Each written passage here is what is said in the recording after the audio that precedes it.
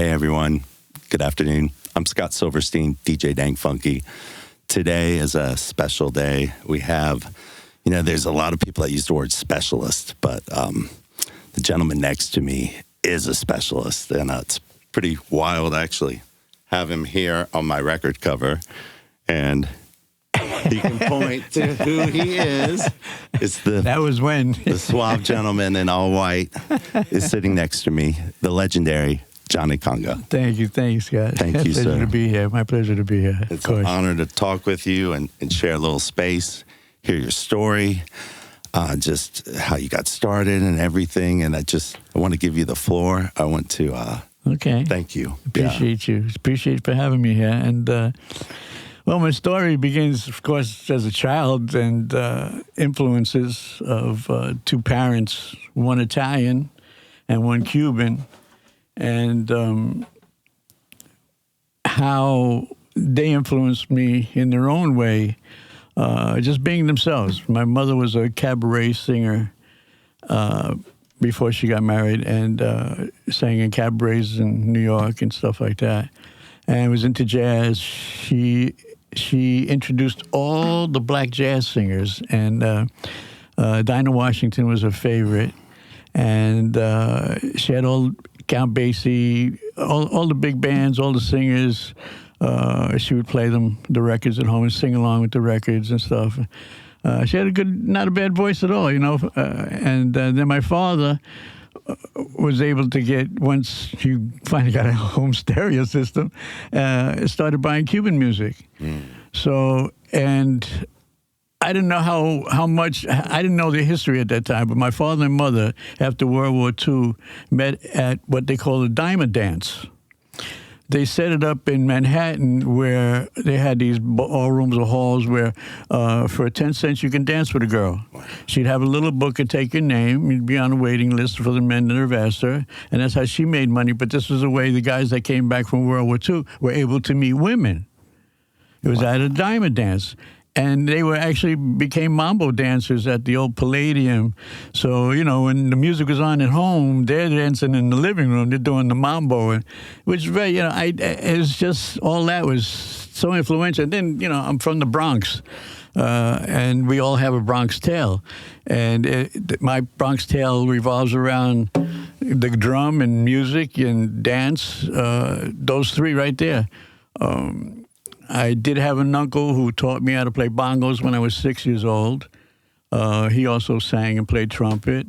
So music kind of ran in the family in a sense. I was the only musician ever that I knew of, except they told me about a cousin, a Cuban cousin that was, Pepe Orquiaga was his name, and he was a singer. But I never really found out. I saw a picture of him once, but the family didn't know that much about him. So, to see my parents doing the mambo and listening to Cuban music, and then hearing drums in the street. And my father came home one day at the age of 14. He with a set of Mexican congas. I'm like, I was a complete surprise to me. It really, really was. I had been playing flute too from 3rd grade to 6th grade. So I because of Herbie Mann. Yes. I was a fan of Herbie Mann, who I got to meet and actually sit in with him years later in New York. And I loved his flute playing and his Afro jazz type style and everything. And he had Patato Valdez on congas, another, a grandfather of the drummers, I call him, like Mongo, my mentor and friend, who influenced me greatly. When I saw Mongo for the first time at Carnegie Hall in 1967, destiny, I got to tell the story. It's in the book, but this destiny was, I went to Carnegie Hall with 6 of my friends. Yeah. And we bought our tickets at the box office inside Carnegie Hall.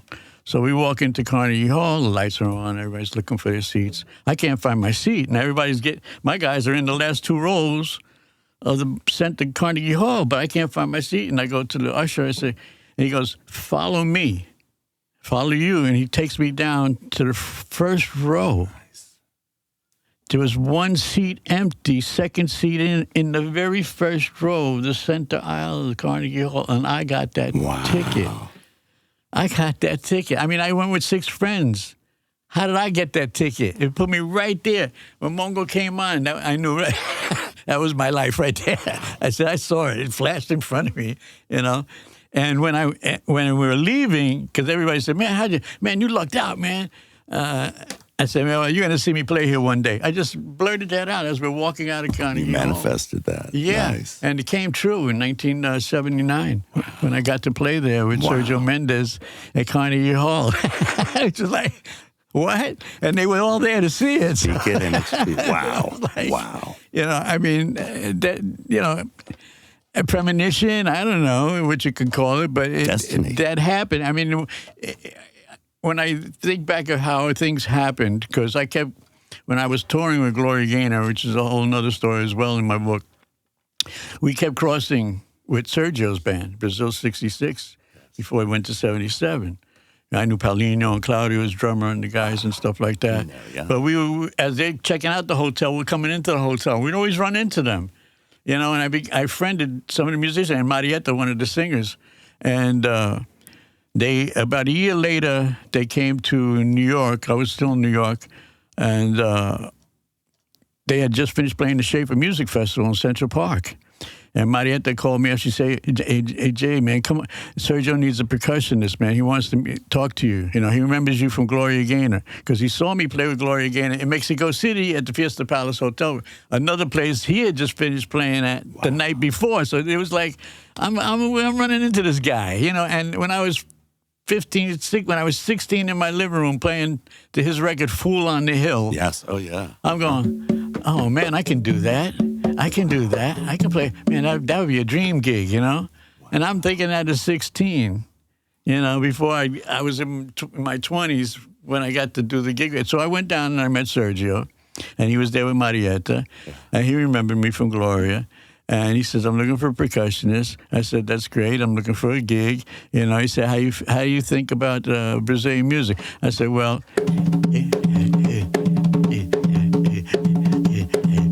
and I played that for him because there was a conga drum there, and he liked that. You know, he liked the feel of it. I gave him my card and everything. He said, I'll be in touch. I said, great. So I don't remember how long it was, but Sergio personally called me. Wow. In New York, he says, I'm ready for you now. Can you do the gig? I said, yeah. I said, give me 2 weeks, and I'll be there. He said, okay, great. Call me when you get in. I said, great, I will. So 2 weeks, $1,000, and a one-way ticket in a dream. Flew to L.A. There was nobody there waiting for me. So I called Sergio, because I had his number.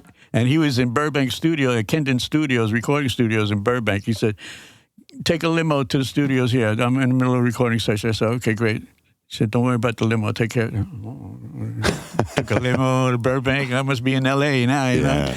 And, that's pulled in. He's in the middle of a recording session. Then after that, I wound up being with him for almost 3 years. Wow. Working with Sergio. The L.A. experience must have been fantastic. L.A. at that time, in this, I'm talking about 76 is when I moved there, and I stayed till 86 for 10 years.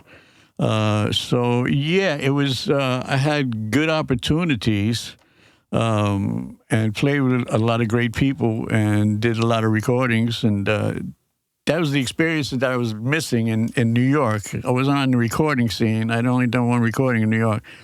But once I got to L.A., I really wanted to be a session musician because I knew that's where the work was. Yes. And lucrative. And you can build a name for yourself. Traveling, when you're on tour, you're out of town. Nobody hears about you. You know, you're gone. You're on your own road. You don't know when you're going to come. The gig is up. I know a lot of people wanted that gig. Mm-hmm. They say, who's this new guy, Johnny Conga? He's from New York. Sergio's using. Where'd he come from? They didn't know about me, you know? Yeah. No, they heard me. They never seen me play. They never heard me play. I didn't know nothing about Brazilian percussion. I really didn't know a thing. So when I got to the recording studio they were at, there was a guy there named Steve Foreman. Okay. This guy blew my mind. He was a master percussionist. He made stuff. He's the one who taught me about how to just take a half a pint of rum bottles, 5 of them, fill them up with sand in various ways, or use water, and then take mallets, or you get a can with dry beans, and I'm like, holy crap, man, I don't know. Oh, yeah, and then you can do this, and I started making stuff. I started making percussion out of everything I could put my head. Shekarays, too. I used to make shekarays. I made a lot of shekarays in my day. So it's like, I had to, Steve said, look, I want to learn Afro-Cuban. I said, you want to learn Brazilian? I said, look, let's swap, man. You know, so we used to meet at Balboa Park in the Valley on Saturdays for a couple of hours, and I teach him play Hawaii co-rhythms, Afro-Cuban rhythm, and he teach me Brazilian stuff, you know, pandero, cuica, and agogo, beating bow, all that type of stuff, you know. Wow. I mean, I did beg Sergio to send me to samba school, but for some reason, he wouldn't send me. Where is samba school? In Brazil. Really? In Rio? Oh, Rio, yeah. Wow. Their samba schools are 300 people a school. Wow. Oh, you got to check out Carnival, man. On YouTube. And every samba school is at least 300 people, and their batteries. They have different batteries of different instrumentation. And when I was in Rio, you could feel the sidewalks actually moving. When the samba schools come out, that's brilliant. They come from every direction. I mean, they're booming because the big surdos are vibrating off the buildings. The sidewalks are vibrating. They're literally moving. I started moving. I couldn't stop moving. For 2 weeks, I was in my home in New York. I'm dancing in the living room, samba. And it was just so infectious. It is. Samba's very infectious. It is. And it's so strong. It's, you know, when you got 300 people playing percussion. Wow. Yeah. I mean, you can move the earth with that. You know, literally move the earth with that, and they do. And for 4 days of Carnival, which can also be damaging to your health, from what they tell you. You can literally samba yourself to death. Lots of stretching. During Carnival. 4 days of that, man. Wow. So it was, but he never sent me. I begged him because when Paulino da Costa, the friend and one of the greatest percussionists ever, who Sergio discovered Paulino when he was 18, and he was voted the #1 sambista of all Brazil at the age of 18, which meant he went through all the schools, mastered all the instrumentation, every single instrument, and then some. You know, taught himself how to play congas his way. He taught me how to really play the cuica properly. He was a sweetheart of a guy. And his routine was a pandero. Yes. Which is the hardest thing I ever tried to play. As simple as it may seem. It's just my right hand won't do what I needed it to do. So for pandero, you got to start young with that. But he would have a pandero, and he'd spin it on one finger, you know, his pandero. Yeah. And he'd throw it up in the air and catch it on one finger. You know, I wanted to do all that. And then he would take it and then roll it down his arm, across his chest, catch it in this hand, roll it back behind his head, across his neck, and catch it in this hand, and throw it up again and catch it on his I want to do that. But yeah, I'd have to go for 3 months. And Sergio didn't want to let me go for 3 months, you know. But he sent the next guy after me, Ron Powell, who I knew. I was like, and what happened? Ron came back doing the pandero routine. But anyway, that's how things work sometimes. You don't know what to expect, you know. Well, I want to ask you about Gloria Gaynor. Oh, okay. The story that you had a business card, correct? Yeah, and it left at a phone. What's the story exactly? Yeah. How did this bloom like this? It's a fascinating story. Yeah, we can start with I was on unemployment. And destiny. Yeah, and I was on unemployment because I had day jobs. I had a lot. I've done a lot of day jobs. You know, in New York, you can't be a full-time musician really, you know, unless you have some kind of day job back then. So I had many jobs, but at this time I was an administrative aide, and I had been working at police headquarters in Manhattan. And long story short, I didn't stay there long. You can read about it in my book, My Life with the Drum. It's on Amazon if you want to check it out. Kindle. It's also the audio you can get. And it tells the story of how I went to payroll to get my check. And when I came out, I got jumped by a plainclothes officer in the hallway who didn't like my attitude for some reason. And I didn't even know the guy. And I was able to get out of his hold and break the hold. And he kind of like just went dead and walked away from me like he didn't do nothing to me. And I was angry, and I went to him and the commanding officer. I said, look, I have this guy down in the gym right now. He goes, what's the matter? He said, I got just jumped by a cop, man, in a plainclothes cop in the hallway. I'm a civilian. You guys can't do that. You know, I'm on the job here. I want 2 minutes in the gym. No, you can't do that. So they find out that he's been having domestic problems, and they put him on convalescent leave. I go, well, what do I get? You gave him the easy thing. Well, we're going to let you go, but you'll be able to collect unemployment. Okay. No, that's not okay, because if you're fired in New York, you don't get to collect unemployment. Yeah. See, but I did, because they broke the law. At the safe base, they say, don't worry, you're going to get your unemployment. And I got my unemployment. I said, then, okay, so I'm home. Yeah. And the phone rings. Okay. Now, I had been working at these rehearsal studios with different bands in Manhattan, because there were a lot of them in the Superman studios, if I remember correctly. And there was a wall phone when we had wall phones. Yeah. Nickel, dime, and quarter phones. And I stuck my card, my Conga card, into the phone like that, so you can see it when you come into the phone. And at this particular time, Gloria music Miko Minardo, or Star Wars Miko, as he was known back then. Yeah, that's right. And it was our music producer, told Paul, who was the road manager, to call the office and send down a conga player. So he goes, I'm out in the hallway, and he sees my card, and decides, I'm just going to cut to the chase and call this guy and see if he's available. So he called me, and I was down there like 45 minutes later in Manhattan. Did you think it was a joke or a prank call? No. Well, I wasn't too familiar with Gloria Gaynor either. Yeah. You know what I mean? I heard of her through Never Can Say Goodbye, which they played in New York. Yeah. But other than that, just this is an artist, And there was only 4 guys in the band, and I was the 5th. And when they said, what's your name? I said, Johnny. They said, oh, no, we got 3 Johns in the band. So Jackie on piano goes, well, call me Jackie. And guitar player Johnny goes, well, call me Feder. That's my last name. And then Tony, the bass player, goes, we're going to call you JC, man, Johnny Conga.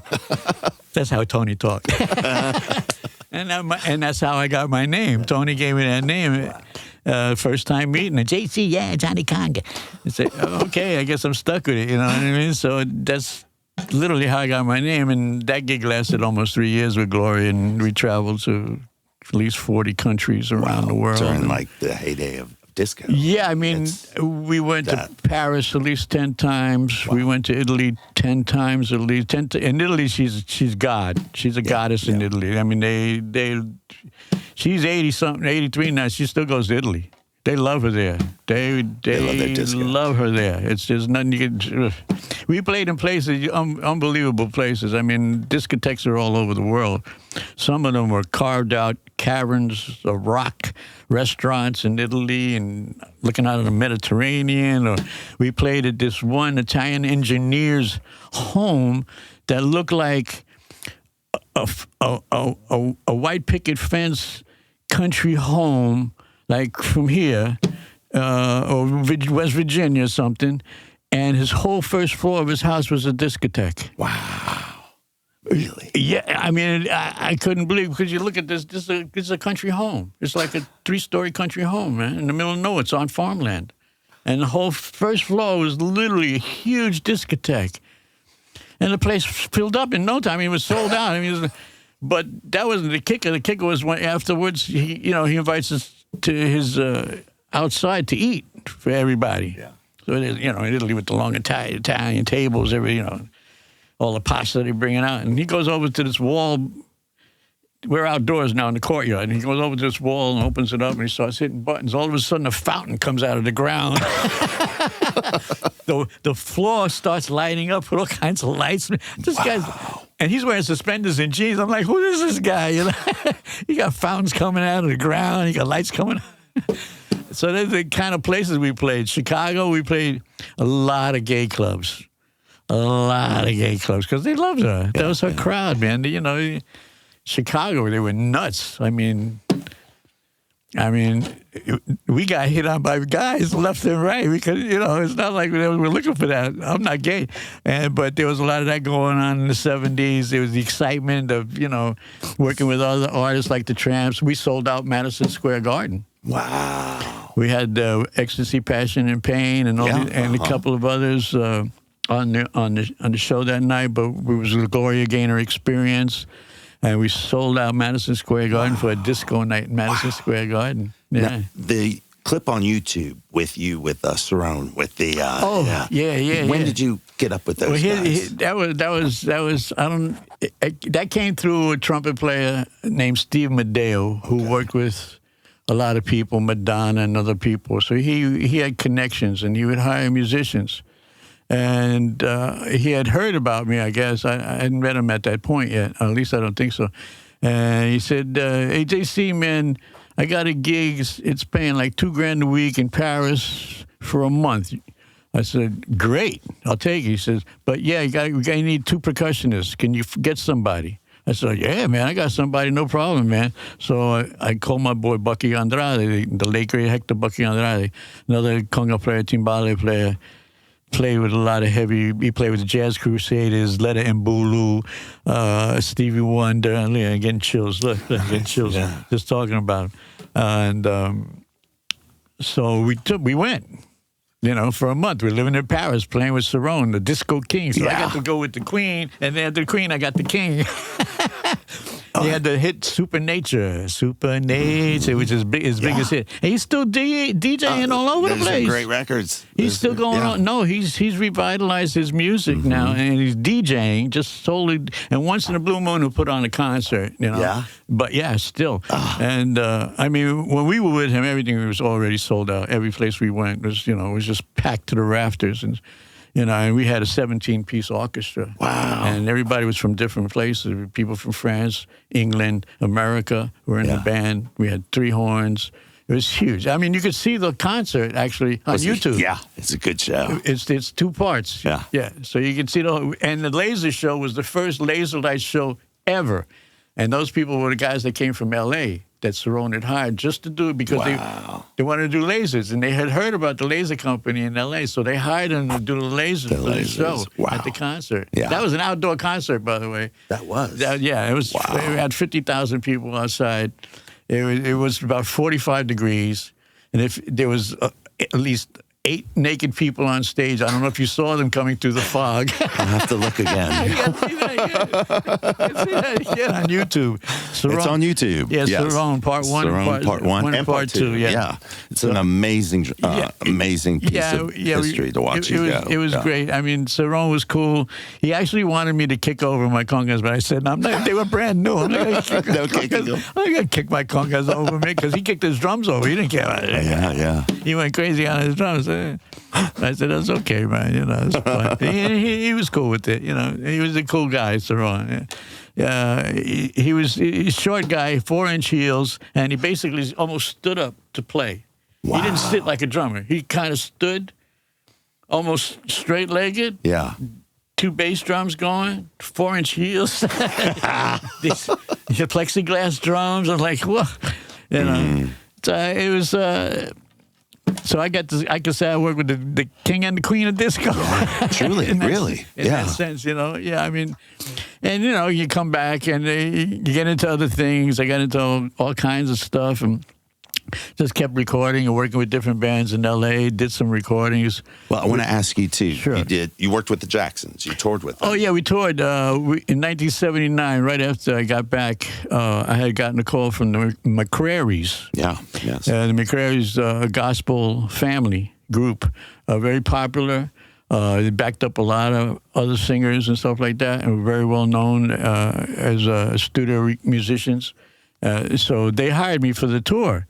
We were going to open up for the Jackson 5. I said, you kidding me? I went up to the Jackson 5. All right, let's do it, So it was a month tour, and it was what they call the pre-victory tour. Oh, it was pre-victory. Yeah, wow. yeah. I was hoping for the victory tour, but they already had people lined up for that. Yeah. That's showbiz, you know what I mean?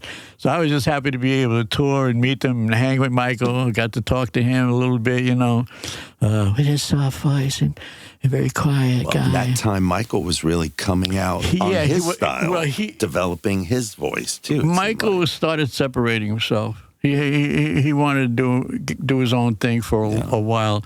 And the brothers, everybody wanted to do, there was a little stuff with the brothers, after they cut the father loose, for them to go out on their own. That's when they became the J5. It was after they cut their father loose finally. Because I seen no interaction when I seen them father around. Oh, really? And the J5. Yeah, there was no interaction whatsoever. He'd be standing, three-piece suit, attaché case, gold everywhere, diamonds everywhere, Mr. Jackson. Just watching them. And they'd be like standing where he's sitting, right? Wow. Just the five of them. Yeah. And they're talking, but you can't hear a word. They're talking. The five of them are talking. You can't. I'm not this close. I can't hear them talking. They had like their own language or something, But the most amazing thing is they were like a machine. To see them work was so inspiring. We played a theater in the round in Chicago. It was incredible. First theater in the round I'd ever played in. As the stage is revolving, you're playing, So you get to see the audience and as it's spinning slowly. And they would get in line, one behind the other, in the dark, And then as the music would start, they would come out together, and just go, boom, they're on. Going to like the whole show, yeah. And the youngest one, the youngest Jackson, Randy, he was playing congas with them. Oh, and he was only like 13 or 14, but he could play a little bit, But he'd seen me play with the McCrarys, and he wanted to study with me, Really? Would you pull Randy aside and give him tips? No, he came to me. Nice. He said, "Man, I like the way you play, man. I want to learn, man. You teach?" I said, "Yeah, I teach me." He said, "Oh, right, okay. After you get to 12, let's get together." I said, "Fine, bro, we can do that." Nice. But unfortunately, it never happened. He had a car accident on Coldwater Canyon and broke a leg and messed up his car, and he never got back to me. So, that's showbiz again, that's how things are. And after that, Michael, went out on his own, basically, Got off the wall. He did all that. Yeah, once he hooked up with Quincy, that's the end game. What was he like as far as soft voice? Was he dominant personality? Well, he was friendly, laid back, and intentionally separate himself from people. Unless it's business or something creative, like he'd be on stage talking to Felicia Rashad, who was a choreographer, and they'd be talking about choreography and stuff like that, and on stage, Wow. The sound check is going on. It's all about business, But Michael had his own thing. He didn't like the way he looked, so he changed it. Yeah. Okay. He did what he wanted. He didn't see himself the way he became was the way he saw himself. And you can say what you want about him. I can't confirm it. It's only rumor. Don't take my word for it. But I heard he beat up Tupac. I'd heard that too, actually. You heard that? I'd heard that too. Yeah. It was and that Quincy's Quincy's daughter, a brother, a son, or something like that. I'd heard that rumor too, actually. Yeah. And Michael supposedly kicked Tupac's butt. Hey, you don't know nothing about a guy. You know what I mean? You don't know anything. You musicians are strong. And Michael, as soft spoken as he was, they all say the same thing that worked with him. That's not his real voice. That's his show voice. He talks very like this, very, he has a very low voice when he talks, But when you're around him, he comes out that gentle, soft-spoken guy, He was around children a lot, so he talks like that to kids because he's a kid. He was a kid himself inside, The guy who was never a kid. From the age of 5, when he was discovered, until he grew up, it was never a chance. We were supposed to play basketball. We never got a chance to play basketball. Yeah, with the J5, because they do that on the road. They like to play basketball on their off time and stuff. But we never got around to doing that. We were moving all the time. We just didn't have the time for that. So it was an exciting tour. I was hoping to get the victory tour out of it, but like I said, found out they had already had guys for that. Because that would have been a very lucrative tour. Well, if you would understand, the money back then was, definitely, or a Madonna gig that was paying like $14,000 a week. Wow. For musicians. Yeah. For 4 months. And that was then in the 80s. How do you get in shape for a tour? What do you do for that? That's No. I wouldn't tour it today. Well, back then, what do you? There was. You don't prepare. How do you prepare for? It's a workout. Yeah. Well, I'm 26 years old, 28 years old. I'm in my 20s. Yeah. So I got the energy. I mean, we flew. It took 35 hours to fly to Australia from New York. Yeah. I can never forget that because we went from New York to L.A. to Hawaii to Fiji to New Zealand, then Australia. Yeah, you won't forget that flight. No. And had to come back, almost the same way. We skipped the Fiji and stuff, and New Zealand was just a straight flight from Sydney to L.A. So I was okay, but it's still 14, 15 hours back then to do that. Today it'd be and when I was with Gloria Gaynor, we did the impossible. We did 45 one-nighters. Wow. On 3 continents. Ooh. Sometimes we were taking 2 to 3 planes a day to get somewhere. Wow. And we had no time to wash our clothes or underwear. We were losing weight. On every show we're losing 2 to 3 pounds, because we're working, we're playing, we're sweating, and Sal, who was the booking agent, who we waited, part of the story, we were waiting for Sal in Copenhagen in a hotel. We had a baseball bat. We were waiting for him to show up because what are you trying to do? You're trying to kill us, man. You can't tour us like this, man. We need to break. Gloria's, she's on painkillers now. She got a bad back. We were in Italy, and at one show, we're like 20 minutes in, and she just stops and starts crying and ran off stage. And we were like, so everybody like froze. What's going on? We didn't know, So we just waited. We were on stage just waiting to see. And that was up to you, the jam. The promoter, no, it was serious. So we weren't jamming. We had to wait. We didn't know what the scenario is. So there was a doctor, so they saw her. She was okay, and she came back out, and we did the show. Gloria Gaynor, she's a trooper. Okay, that woman sang in pain, flew in pain. She's had operations on her back. It's in her book. You can read about her book too, and her documentary. They said I'm in her new documentary. There's a flash of the band or something. I might be in. I don't know. They didn't tell me, but the bass player, me, is still in touch, me and Tony. We're the only ones left out of the band. So he said, no, man, I think we're in it there's a flash of us that they put us in the movie. I said, oh, okay, maybe not. Who cares? It's done, it's done. But I got Don Kirshner's rock concert. Wow. That's on YouTube now with Gloria Gaynor, the whole show. That was the first time we were on national television. Wow. At the Aquarius Theater on Melrose in Los Angeles. Wow.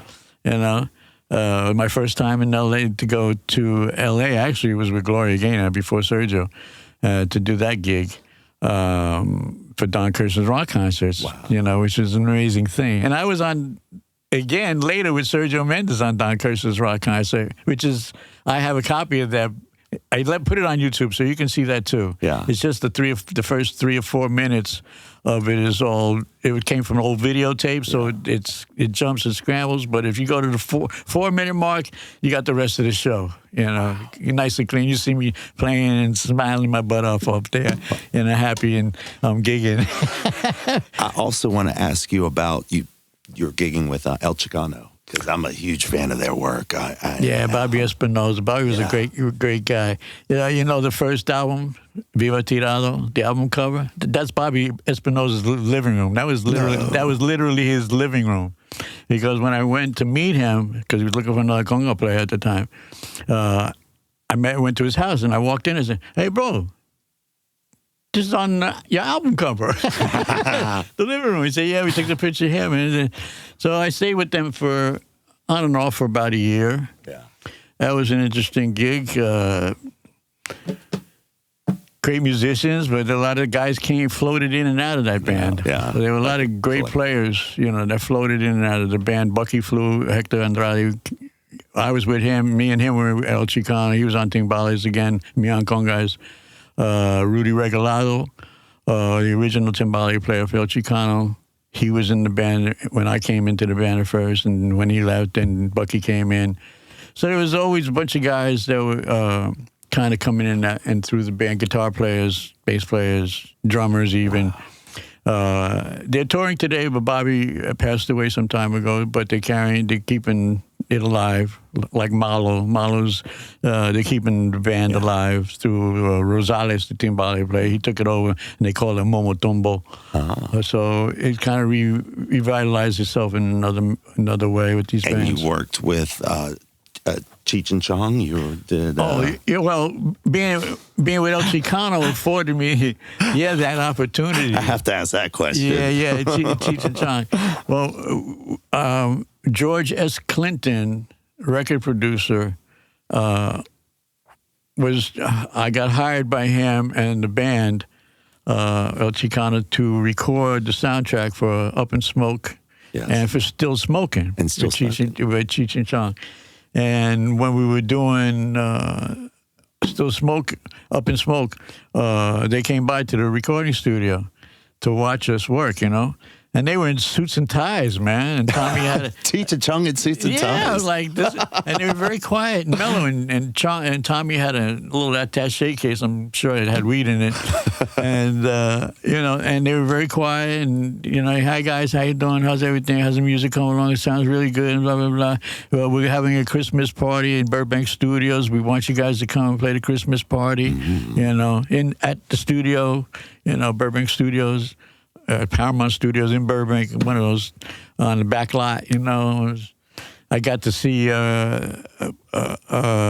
them doing a movie, part of one of their movies with the spaceship. I didn't get to see that one, but there's a spaceship scene I got to see live on set, making movies and stuff like that. It was exciting, I'm from the Bronx. I'm from the projects, man. I dreamt about movies and acting and all that kind of stuff. Everywhere. And to be there and to meet people within the industry was incredible.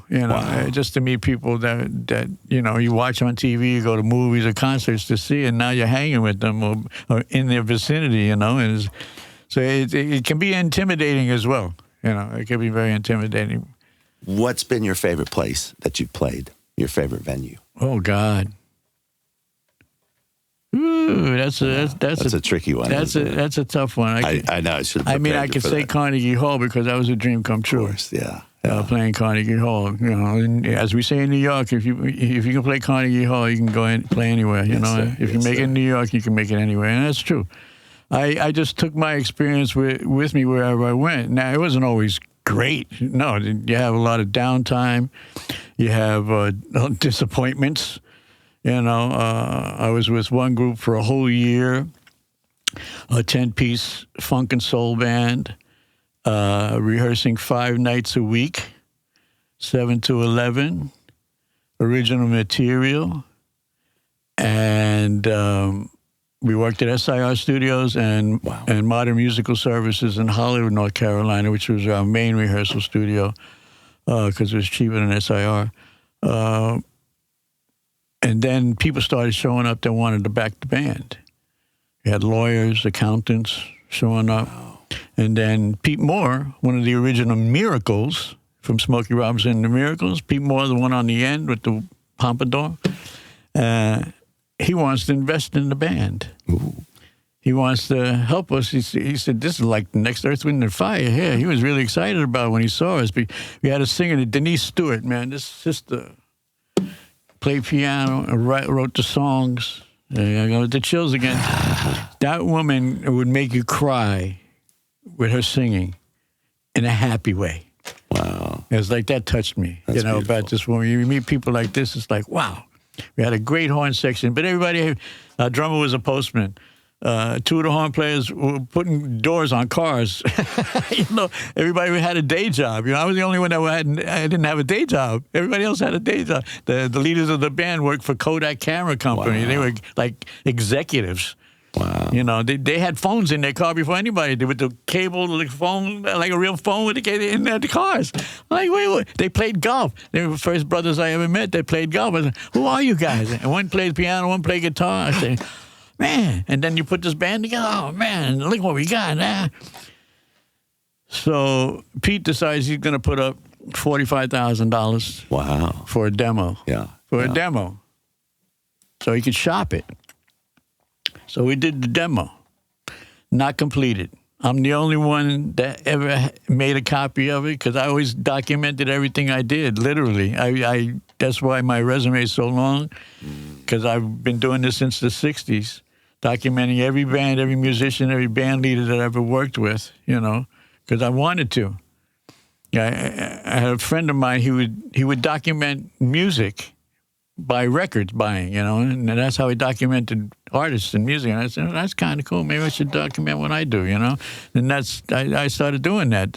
I got photo albums and, all kinds of stuff and videos, documentation of my history. I found it to be relevant. I wanted, I have to build a resume anyway in the business, Though L.A., it's not what you know. Which was the thing that I found out the hard way. It's who you know. And people put that down. No, man. I said, bro, I want to tell you something. Auditions in L.A. are almost comical, because people will show up with all this thousands of dollars worth of equipment and can't play. But they have the image and they got the equipment. Yeah. So you may lose out to that. And I lost out to that. I didn't have $20,000 worth of equipment behind me. I didn't have long hair. I didn't dress colorful. Hey, you got the white suit here. Everybody comments on that. I don't know why, but it looks awesome. Hey. So it's just, I want to ask you about the three titans of jazz and your experience, your feedback, just the love you have for these three. The first, obviously, you shared his name. I actually got to see him play once. It was Mongo Santamaria. Oh, Mongo, and yeah. I remember the size of his hands. He had the biggest hands I've ever seen. Actually, he didn't. No? No, it was his taping of his fingers. Oh, he taped it. He taped his fingers. His palm was bigger than the length of his fingers. He had short fingers. So he started taping up his fingers. It took him an hour to tape 8 fingers. Yeah, wow. I watched him do it. It's amazing to watch him. And he experimented with cardboard, cotton, Band-Aids, rubber fingers. Wow. I mean, and once he started doing that, he stayed that way. I don't know why, but that was his thing. And it didn't do anything to the, people say, why do you wear gloves? Well, I have a little arthritic, and my hands are old now. but I can still play. I have no problem. I've never had problems with my hands. It's just an age thing now. And Mongo played up until almost 80-something, when he was retired. He could still play. We used to pick him up in Miami when he retired there and bring him to a rumba, a jam session at a friend's house. And we'd bring, hey, Mongo, come on. We go pick him up because he didn't drive. He loved baseball. I used to watch baseball with him. Really? Yeah. I used to watch baseball with him at a friend of mine, Dario Rosendo's house, because him and Dario were very close. And anytime I went over to Dario's house, Mongo sitting in the living room watching baseball. Oh, okay, let me sit with Mongo. Hey, Mongo, how you doing, man? Talking. He was very influential because he lived in New York. And, of course, when I saw him in 1967 at Carnegie Hall, from that day on, I was never the same. And the fact that Hank said, he challenged me one time. Hank said, he challenged me by Mongo. I said, Mongo has a tune called My Sound. It's about almost 3 minutes. And it said, just a conga solo and 2 congas. And I challenge you to learn the conga solo. I said, you want me to learn the conga solo by Mongo? Yeah, I challenge you. Oh, okay. I don't know how long it took me to learn the solo. Yeah. Okay. So I think I'm ready. I go see Hank, and he puts on the record, and I play the solo along with Mongo. Nice. And after it's done, he goes, do you know what you just did? Because he didn't think I'd do it, but I copped the solo, lick for lick. And he said, if you can do what he can do, how good are you? Ooh. But you're not him. That you got to earn. So that was to humble me, you know. Don't get your head all swollen now. Don't get swell head, you know what I mean? You're not him, but you got to earn it. But you're on your way. So that was my shot in the arm from Hank, you know. So when I knew that I could do Mongo, I'm in. So that was my first playing style was Mongo's playing style, which is very powerful. And I'll give you a little sample. Please.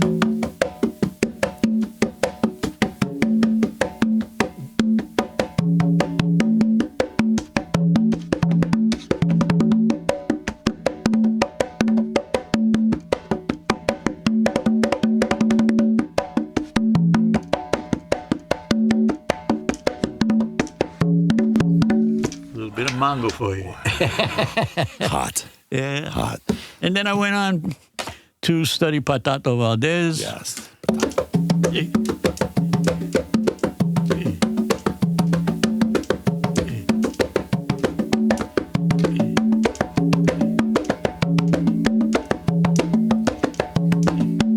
Patato Valdez. Wow. Patato had his own.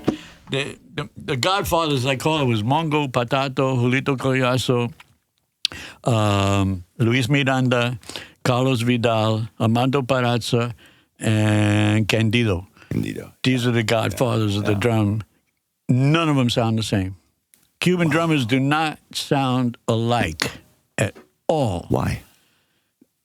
That is the interesting thing. First, I would say the word competition in Cuba doesn't exist. What replaces competition is pride and individualism. So Cuban musicians, I find that the most incredible Cuban conga drummers are left-handed. Really? And ambidextrous. Wow. Like Giovanni Hidalgo, one of the greatest that ever lived on the conga drum. From my analysis and observation of watching these guys, it's an amazing thing because lefties think differently than righties. They're just 5% of the world, left-handers. So it's like, it's different. You know, they're using this side of the brain that we're not using, you know? And I've it took me to neurology, to try to understand neurology. The drum took me to neurology. I wanted to understand the neuroses of playing the conga drum and how it affects you and how you think, you know? There's a young guy today, he's only been here like 7 years already. He's already won a Grammy from Cuba. His name is Roberto Vizcaíno Jr. After Giovanni, he's the most complete percussionist I've seen in my life. Really? Wow. Because he plays piano, bass, drums, congas, timbales, writes, composes, arranges. His father taught him since he was 4 years old, who was a master percussionist as well. And he came to Miami. He hooked up with Grandpa, what's his name, from Iraquere, a piano player, Chucho Valdez. Yeah. And they put together what he called the Royal Jazz Quartet. Wow. They come back. I got chills again. I got chills again. They come back, they put out a record, and the record won a Grammy. Wow. The kid's only like 20-something years old. He just came here 7 years. Now he's got a Grammy. Nice. Now everybody wants it. I mean, he's all over the place because he's that good. Wow. I mean, he's blowing a lot of cats away, but he's not. Their attitude is not to try to outdo you or to compete with you. That's an American thing. Yeah. You know, that whole attitude of compete. In Cuba, if there's a World Series at all, baseball, it's one town against another. Yeah. They're not making $20 million a year playing baseball in Cuba. They ain't making nothing. Yeah. What do they get? Bragging rights for a year. We the baddest team in Cuba. Man, and for them, that's enough. That's enough. Mm-hmm. Maybe not everything because of what they have to live with and go through. You know, it's an unfortunate situation for them. You know, I feel for them every day because I have relatives I've never seen in Cuba to this day that at least 80 of them from what I found out. Yeah. Which I'll probably never ever see anyway, but that's the way it goes. And they are on another musical level. When the Russians were in Cuba in the 60s, they brought over teachers, Russian music teachers, to teach Cubans, Russian music. Really? Yeah. An ex-wife of mine, Cuban, took piano, and her teacher was Russian. And she said she hated her. She'd say she was so cold, and they didn't like being in Cuba because it was so hot, because they're Russians, and they had to deal with it, you know. So they were very mean to us, you know. They didn't like being there, but they had to be there. So they basically, their form of learning music was Russian classical music. Now you blend in the Afro-Cuban into that, and then you have Irakere. Wow. Grupo Irakere that Chucho started in the 70s, which is a formula of classical Russian music intertwined with Afro-Cuban jazz. That's what Irakere did, because they do whole suites. Yes, you know, classic suites and stuff like that. You wouldn't expect, but then the Cuban music is highly, highly sophisticated because of the clave, and that. The clave is the core. It's the root of all Cuban music. There's no way around it. You don't write a song without knowing what clave it's going to be in first. You don't put a note on the paper.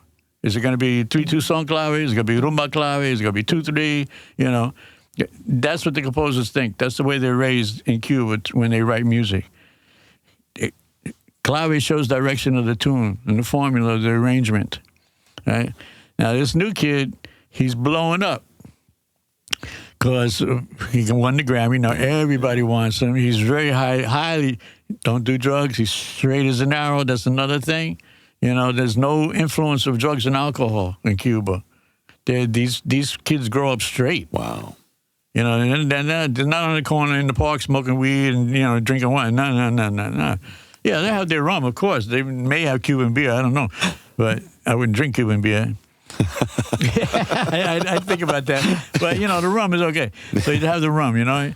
But other than that, these kids grow up straight and honest, man. You know, there's no crime. There's nothing to steal. We're going to steal. Everybody's the same, poor. So there's nothing. All you got to do, the only thing you go to school, it's free, go as far as you want, and that hopefully will garner you a way to get out of here. So when musicians get to a certain level, and I know quite a few that are living in foreign countries. There's over 1,000 Cubans living in Japan, I found out just the other day. Cubans, over almost 2,000 Cubans in Colombia. I mean, they're all over the place now. In Europe, all over the place. The ones that have been able to get away and out off the island, you know. And a lot of them are musicians. Some left to leave and never come back, but then some wanted to come back and had to deal with the government saying they wanted to buy a house. So you have to buy the house from the government. But this one particular artist, because music is a commodity in Cuba. Yeah. So if our major artists move and leave the country and do their work elsewhere, we don't make anything. Yeah. So this one particular artist who's a singer bought a house for $40,000. It's like a mini mansion, actually, in a nice area of Havana. And he could come back and forth if he wants. So the government, you know, had to loosen up. They have to loosen up. Finally, you know, people are in the streets right now. I don't want to get too political or anything like that. I've been following Cuba my whole life. I can tell you the whole stories. When Obama opened up the door to Cuba, here's a story. Trump flew over the island and went south over Varadero Beach area and saw all that empty land. And saw golf courses, casinos. Well, I want to ask you about Tito Puente. Yes. That was the next one. And your connection, your passion to his work. Because, I mean, that's... Well, Puente and Percussion was the first album that we were introduced to in New York as Latin percussionists. Tito Puente was a very smart guy. It took him a long time to learn to become what I would say financially literate. In the business, because he was a blue collar worker. You know, he worked 300 dates a year. Wow. You know, his band was under contract. These guys were on salary. You know, it was like a job. It's what it was. I was in a musicians union when I was 16, Local 802 in New York City at the age of 16. So everybody had to be in a union. you know, to get paid. But in those days, those guys are making like 45 grand a year as musicians. Yeah. That was totally possible to live, you know, raise a family Yes. off. And back then, not today, of course. But he did an album with him, Willie Bobo, Mongo Santamaria, and Patato called Puente and Percussion. Yes, yes. So for us who were hungry, you know, for percussion and wanting to learn, we devoured that album. Yeah. We just listened to the album because it's all about solos. Yes, yes. So we were impressed by that alone. You know, you can hear these solos because we're just learning how to play. And Puente was the king. I mean, there's no doubt about it. The guy, he was a pedagogy. He could play all the instruments. I saw a video yesterday watching him play piano. And I was like, oh, well, yeah, he should be. And he plays vibes, so he can play piano. Yeah, but he's showing another piano player what to play. But Puente was like that. He went to Juilliard. He did. Yeah, he played alto. Such a colorful character. He was in the Navy. He played alto sax in the Navy band. Really? And when he came out, he went into the GI Bill and went to Juilliard under the GI Bill, which he auditioned for and got. So after that, you know, he's a Juilliard graduate. Wow. He puts his orchestra together. He's part of the Big Three at the Palladium. Him, Machito, and Tito Rodriguez were the Big Three, as they call them. And now, that wasn't about competition either, see? Yeah. They were there about the dancing and the music and the good time. That was it. There was nothing more to it. You know, I mean, the Palladium was integration central at the time in the 50s. You had black clubs, you had white clubs, you had Latin clubs, you know. But the Palladium were Irish, black, Jewish, Italians, Puerto Ricans, whatever Cubans were around. And everybody else would go to the Palladium just to dance the mambo. Wow. There was no racial, nothing, none of that stuff, you know. People having a good time. That was it, the music. Such connection. And you're there, like you get a 15-piece orchestra. You can touch them. Wow. While they're playing, you know. I used to stand in front of conga players like this. You know, I'm just watching them play, but they're this close, you know, because the stage, they're playing on the floor most of the time, you know, unless there's a stage. But I can stand in front of them and watch what they do and stuff Taking like notes. that. Yeah, and Puente's orchestras were always tight. These guys are working all the time. He's the only one I've found that actually, now, first of all, I got to tell you, Puente recorded 121 albums. Wow. In his career. Yeah. Frank Sinatra, can't touch that. Yeah, yeah. There isn't an artist that can, not Miles Davis, to touch the recording level of a Tito Puente. Yeah. You know, he sold the rights to Oye Como Va to Carlos Santana. Really? For 78 grand. No way. Wow. He needed the money at the time. So But in 1983, with the advent of entertainment lawyers, yes, he got an entertainment lawyer to sue RCA Victor for his royalties on his first 50 album. Wow. He's 64 at this time, at this age, you know. I mean, he's still gigging, he's making his money, whatever it is, you know. So he won. Wow. $9.4 million from RCA Records. Wow. And he said to go, you were hoping I'd be dead by now, right? But guess what? Pay up time. That's beautiful. And they paid him $9.4 million, man. You know, which he deserved that. Yeah, of course. I mean, you know, the fact that they kept it from him, you know, that's wrong. Which was wrong. You know, I never got to see Mongo play with Puente, though he was with Puente for 3 years. He was replaced by Chicky Perez and then Ray Barretto. Wow. Took his place when Mongo went to the West Coast with Willie Bobo to play with Cal Tjader, the vibe player, a great vibe player. That's who I want to ask you next. Actually, we can seg into that now with Cal Tjader, too. Yeah. Cal was a total influence on me with the vibes, because I play a little vibes, you know, and his music just totally... It's a West Coast sound, though. Right? Yeah, I mean, well, he started what I would consider the first Latin jazz quintet. Okay. Though there was another guy named Emmanuel Rahim out of New York who had the Latin jazz quintet. So they were about the same. Raheem's quintet came a little bit after Cal Tjader, because Cal was out with his quintet in about 1954, 1955 with his Latin jazz quintet. So Raheem didn't come out until the early 60s with his Latin jazz, East Coast Latin jazz quintet. And I mean, that was a whole nother thing. The Latino album by Cal Tjader with Mongo and Willie Bobo on it, it's probably the best recording you want to hear of their soloing and their playing with Cal Tjader. It's just, though they stayed with Cal for 3 years. Yeah. And then Mongo wanted to go back to New York, so he went back to New York, and Willie decided to stay on the West Coast. And I knew Willie from New York, too. We were friends, and I got to play with Willie as well in Los Angeles. Wow. Actually, I subbed. I think it was twice I subbed because Willie had gotten sick. So Victor Panto, his conga player, who was a friend of mine as well, said, Jay, man, you're going to play congas tonight, and I'm going to play timbales because Willie can't make it tonight. He's sick. I said, okay. He said, yeah, I got to find out what's going on there. I said, okay. So, that type of situation, Willie got a little bit better. Yeah. I saw him at the Playboy Jazz Festival in 1983, and then I think it was 1984 he'd passed away from stomach cancer. Yeah. And Willie was a great entertainer, a very influential player as well. A lot of recordings with a lot of named people.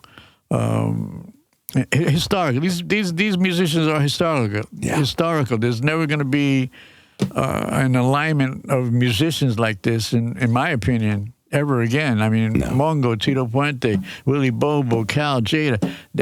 These are names that'll be around forever. They will. And they're not replaceable. They're geniuses. They're not replaceable. Even, all these, everybody, now everything is a tribute band. It's like making money off of somebody else's history. That's true. I mean, it's all right to, I want to put a Mongo Santamaria tribute band together too, but I never got to do it. I wanted to do it. I'd have to get on. I know his son Monguito in Miami, who still has his father's charts in the suitcase sitting in the closet. Wow, we need to make that happen. People out there, let's make this happen. I wanted to do that, man. Yeah. But Monguito, he didn't give him up. He didn't want to do nothing. Mongo went through that with him too, because Mongo helped him to get a record deal, and he did 4 recordings. And Monguito played a little piano, but he didn't want to be a musician. So he moved to Florida and started working on a racetrack or something like that. Yeah. And he had a name. I mean, these are things, about being a musician and not being a musician, and it's not always, it's not easy at all. I mean, our day wasn't any easier.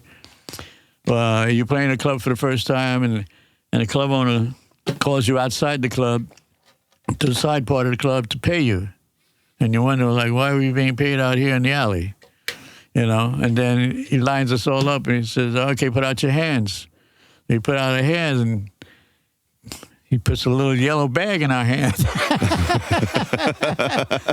I'm like, I know what that yellow bag is.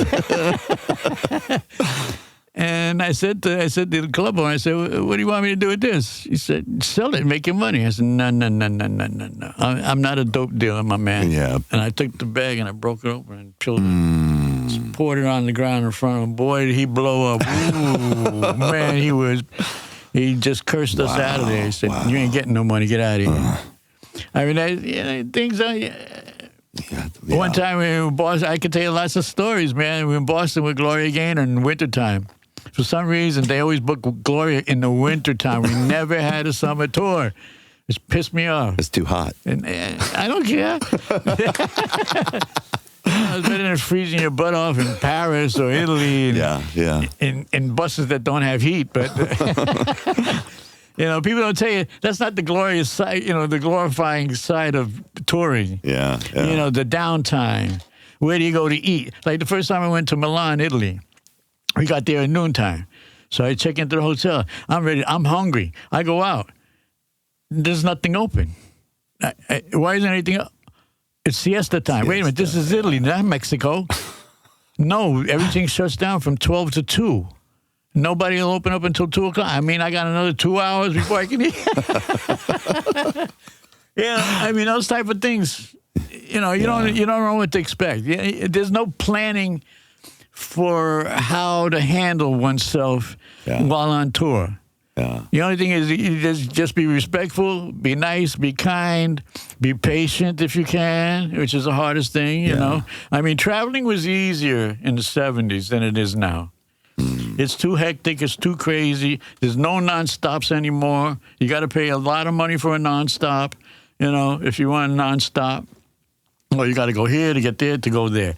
You know, it's like it's not comfortable, in other words. You know, I feel for the guys that have to tour today. And when I toured, we didn't have roadies. So we had to haul our own stuff, set up our own stuff, and take it down and stuff. We had no roadies. Wow. You know, we were a bunch of young guys in their 20s from New York just doing the gig, you know what I mean? Well, I want to ask you the next phase is how did you get into being an educator? Now that you teach and you offer online courses, and you can take classes with Johnny and learn to master. Yeah, I had a friend, God bless his soul, Willie, from the Bronx. They used to call us Starsky and Hutch in the street because he was tall and blonde. I was shorter with brunette hair. That was our street cred. But Willie came to me one day because he knew I played and he hung out with me and I'd take him to my gigs and stuff. He said, man, I want to learn how to play. So I'll teach you, bro. And I gave him his first conga drum and taught him how to play. And he went on to play with Tito, Puente, and all these Dave Valentine, all these guys in New York. You know, after I left New York, he became a player, you know. And I said, I guess I can teach pretty good. I guess I'm okay as a teacher. But that takes development. I wasn't familiar with the Cuban methodology of training. They train you. It's a training process when you're learning anything in Cuba. When it comes to any instrument, it's dancing, it's training. And it's 6 days a week, 8 to 10 hours a day of training in whatever you're taking up, okay? Like Vizcaíno, the kid I'm talking about, went to school. In Cuban schools, in art schools, they give you social studies 2 hours in the morning, and then after lunch, it's just music. You're learning how to, you have to learn one instrument for composition purposes. Even if conga is your main instrument, you need to pick up bass, piano, guitar, something that you can flute, whatever you're going to compose with, vibes. You know, yes. I saw Vizcaíno's recital at graduation. You did. And he played 4 mallets on vibes, and I was like, oh my God, this guy is, Wow. Yeah, that good. And then he did a piece with his father, and they're reading a chart together. Yeah. They're just vocalizing it, the hits on the notes on the paper. Yeah. And he started out reading his father. He started speeding up the reading because he's that fast. He can read notation that fast. And he read the whole thing before his father was halfway through, and his father went, "Coño, yeah!" I got all excited. Like, oh man, that's how good he is. So he's getting recording sessions, you know, because he trained. Master Changuito, God rest his soul, who created the secret hand technique, which is a left hand secret hand that Changuito developed, that he taught to Giovanni Hidalgo at the age of 15 in Cuba for a year. Giovanni lived with him to learn his master secrets of Changuito. And that led to a whole other way of learning how to use your hands on the drum. And then it became rudiments. Rudiments aren't part of folkloric drumming. Though we may be playing them, we weren't taught that. I was taught rhythmic parts of a rhythm. For Wawanko, we didn't know how to play. We didn't know how to play it the Cuban way. And we didn't know how to play it that way. We learned how to play it split hand, which is, it doesn't exist anymore.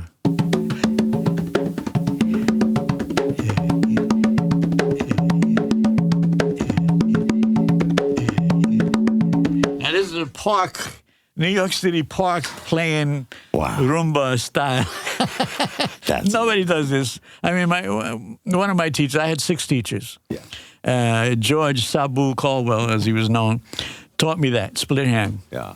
Because not everybody had congas, not everybody could play. But once Willie could play we'd get together, me and him, and we'd have 3 congas. So I'd play the split hand so he could try to play quinto a little bit to solo, and then he would play, and then I could solo. So we would take turns playing. Yeah. But because we don't have another guy to play the bottom drum, a guy to play the middle drum, and a guy to play the quinto, you had to learn how to play 2 parts by yourself. That was the idea then, you know? Wow.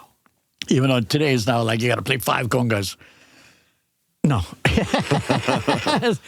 For me, it's a little bit... I was playing 5 congas back in 1983 before it was even a thing. And not because I was the first to start it. I wasn't. It was Daniel Ponce, who came from Cuba, who blew up the conga world when he came from Mariel to New York City. And they couldn't believe... We never saw anybody playing 5 congas before. Wow. Though there was a guy named Peanuts Taylor from Nassau, who has he had his own club, and he was on I've Got a Secret in 1959, I think it was, in the 50s, on the TV show I've Got a Secret. Okay. And his secret was that he played conga drums. So his part of the show was he had 5 conga drums, man. Wow. He got 6 conga drums, and he was playing them. Now, I'd never seen this guy before. Who's Peanuts Taylor? And he's playing it his way. And so fast forward to 83, and Ponce shows up playing 5 congas. My friend, I was in L.A. My friend, hey, G, man, you got to come to New York and see this guy play 5 congas. And I go, why? Why is he playing 5 congas? What's the deal with that? You know. So I go to New York. I got to see this guy playing 5 congas. I go to New York. He's at the Soundscape, Verna Gillis' old jazz place. Wow. And I walk in, and sure enough, on the floor, there's 5 congas in the corner. And we go sit in the pews and waiting, and behind a sheet or a curtain comes this tall, coffee-colored Cuban brother with big hands, man. The guy had, wow, big hands. And he starts to sit down. There's no band. It's just him with 5 congas, and he starts playing. And I'm like, oh, my God, what is he doing? I had to get up out of my chair, go over to the wall so I could get an angle of what he was doing. And I realized this guy is playing all the parts and soloing in between all the parts. Wow. How do you do that? So I fly back to L.A., 5 congas, here I go. And then I realized, who's going to call me up and say, hey, Johnny, man, I want you in my band and play 5 congas? That ain't going to happen. Yeah. Maybe if Santana called me, you know, then I'd play 5 congas like Paulie Mejias does. He plays 5 congas with the band. Raul Recco played 5, 6 congas with the band. That type of situation, yeah. But just to play 5 congas because I got to play 5 congas. Yeah, I can do well with just one. You got to learn to play one anyway. But his thing was incredible for what he could do. Yeah. You know, but people didn't know is that he wasn't a band musician. Mm. See, because you could play a drum doesn't make you a total musician either. You know, there are guys that want to just play in the park and guys that want to play on stage. Guys that want to make it a living, guys that just do it part-time. We were weekend warriors when I was coming. Yeah. You know, I had a 9 to 5. So I'd gig on Friday, Saturday, and Sunday. Wow. You know, make more money in those 3 days than my day job.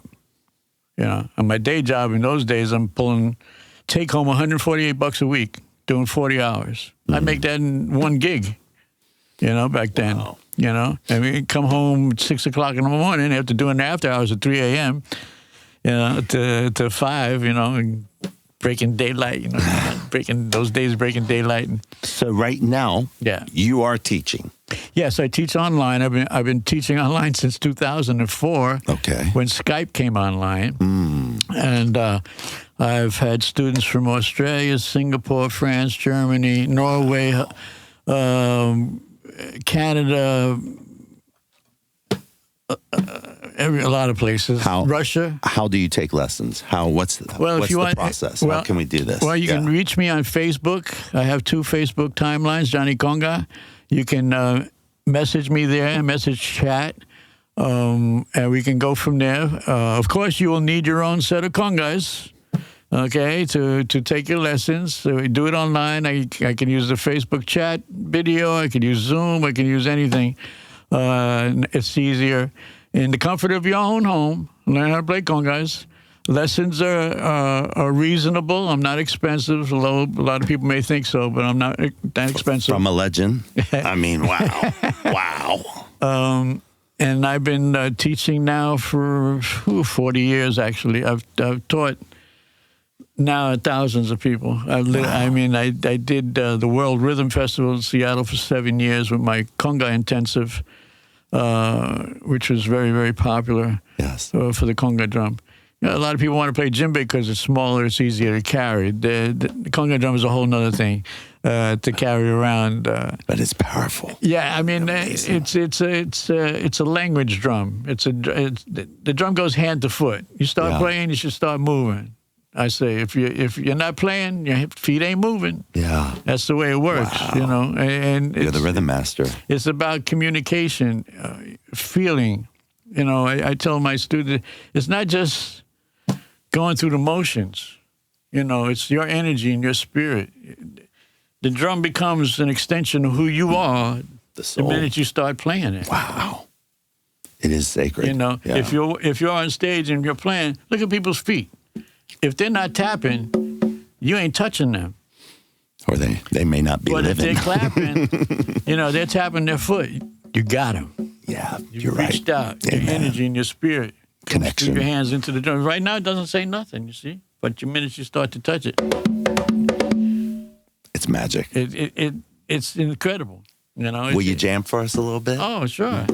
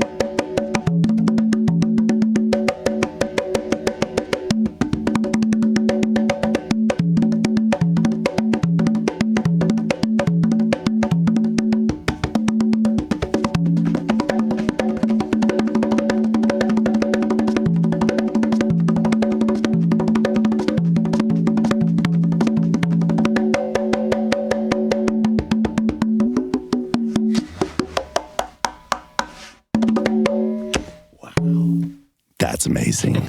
Amazing. Wow. Wow. Got not warmed up, but that'll do. Thank you.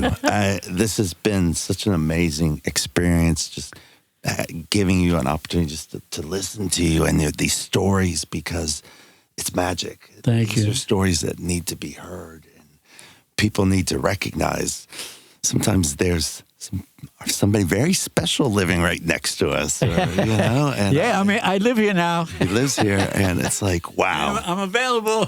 Yeah, let's gigs.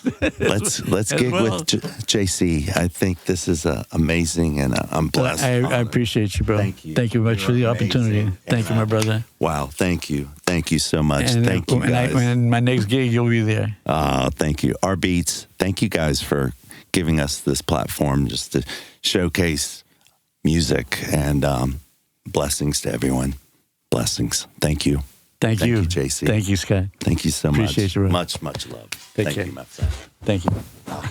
I got a hug. Oh, thank you. Thank you. Thank you. Thank you, rBeatz. You're welcome.